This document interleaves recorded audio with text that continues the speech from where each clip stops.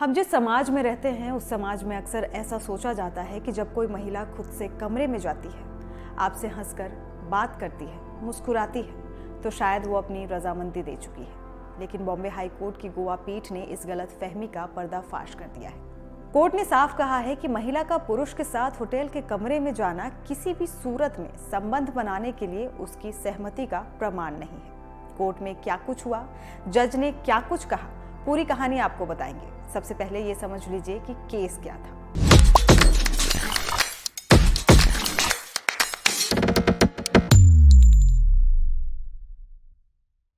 दरअसल कहानी कुछ ऐसी है कि एक महिला नौकरी की तलाश में थी और उसे विदेश में एक अच्छी खासी नौकरी का झांसा दिया गया।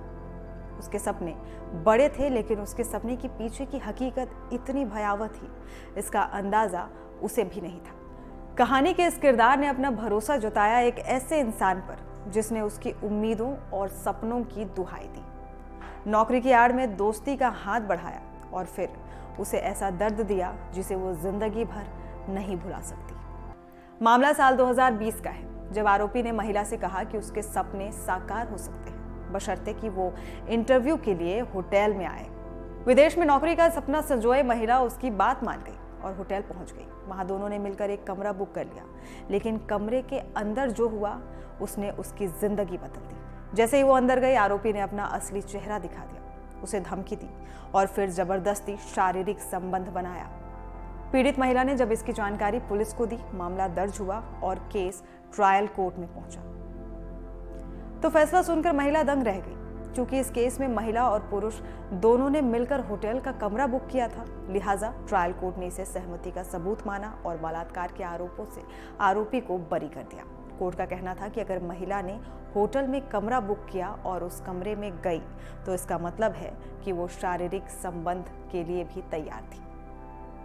लेकिन अब पीड़ित महिला ने इस मामले को लेकर हाई कोर्ट में अपील की तो मामला पूरा पलट गया।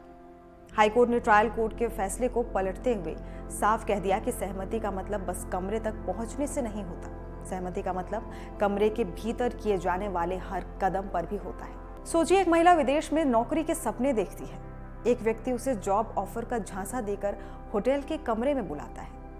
वो उस कमरे में जाती है, सपनों की डोर पकड़े, उम्मीद की रोशनी में, और फिर अचानक डर और धमकी के अंधेरे में ढकेल दी जाती है। उसकी गरिमा को ताक पर रख दिया जाता है और ये समाज उस पर ही सवाल उठाता है कि आखिर कमरे में गई क्यों थी। समाज में कई बार ये सोच बन जाती है कि अगर एक महिला पुरुष के साथ हंसती खेलती है तो वो उसकी सहमति का संकेत दे रही है। लेकिन बॉम्बे हाई कोर्ट ने इस सोच पर बड़ा और जरूरी सवाल उठाया है। सहमति का मतलब हाँ से है, ना कि संकोच भरी चुप्पी या डर में दी गई मजबूरी। इस वीडियो में फिलहाल इतना ही, लेकिन ऐसे ही तमाम वीडियोस के लिए आप देखते रहिए एनडीटीवी इंडिया। धन्यवाद।